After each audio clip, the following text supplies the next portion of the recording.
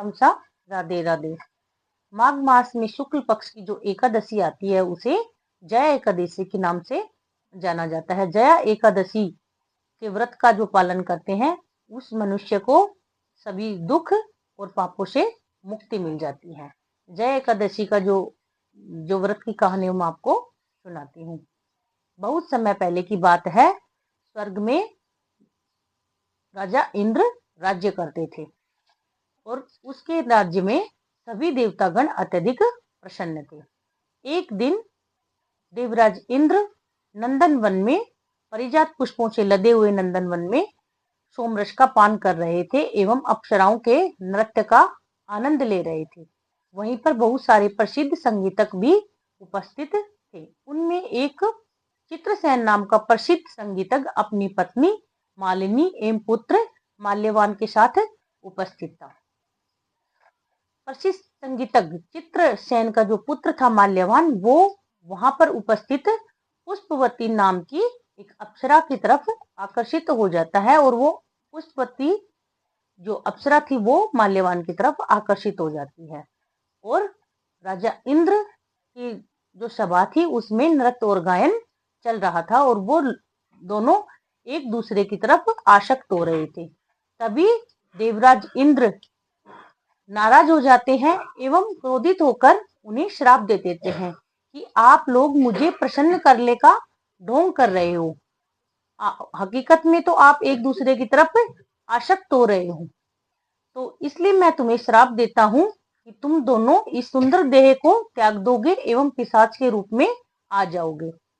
तभी वो राजा इंद्र के श्राप से शापित होकर कैलाश पर्वत पर चले जाते हैं एवं वहां पर अत्यधिक ठंड होती है और चारों तरफ बर्फ ही बर्फ होती है। उस ठंड से बचने के लिए वो लोग एक गुफा में शरण लेते हैं और वहां पर ना कुछ खाने का होता है और ना पीने का होता है।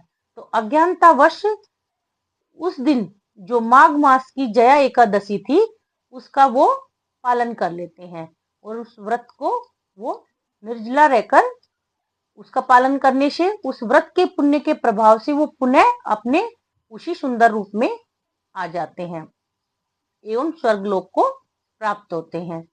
तब वहां स्वर्ग में राजा इंद्र उन्हें देखकर आश्चर्यचकित हो जाते हैं कि आप लोगों को मेरे श्राप से कैसे मुक्ति मिली।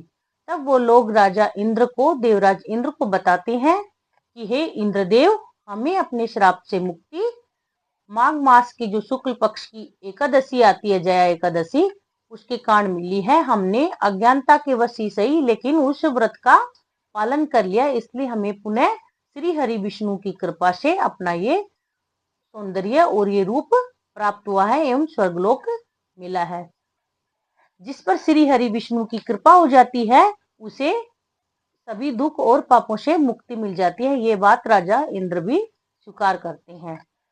हे भगवान विष्णु, जैसा प्रसन्न होकर फल आपने माल्यवान एवं अप्सरा पुष्पवती को दिया वैसा फल आप सभी को देवें। आपकी कथा जो सुने और पढ़े उसके सभी मनोरथ पूर्ण हो।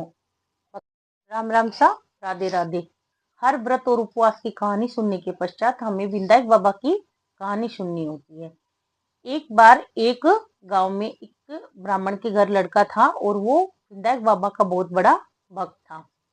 उसके सभी घर वाले उससे परेशान होकर उसे डांटने फटकारने लगते हैं एक दिन कि भाई तू पूरे दिन विनायक बाबा की भक्ति में लगा रहता है, खाता कमाता कुछ है नहीं, तो जा कुछ कमा के लेके आ। तो वो लड़का नाराज होकर घर से निकल जाता है कि आज तो मैं विनायक बाबा से मिलकर कुछ लेकर ही लौटूंगा।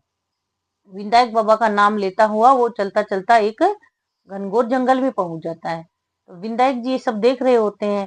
विनायक बाबा को चिंता होती है कि ये मेरा नाम लेकर घर से निकला है, मेरी वजह से घर से निकला है, तो इसकी रक्षा करना मेरा उत्तरदायित्व है।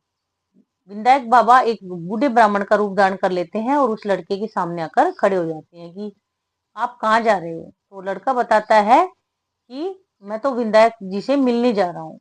तब विनायक जी अपने असली रूप में आ जाते हैं और कहते हैं कि मैं ही विनायक जी हूँ, अब मांगो, आपको क्या मांगना है।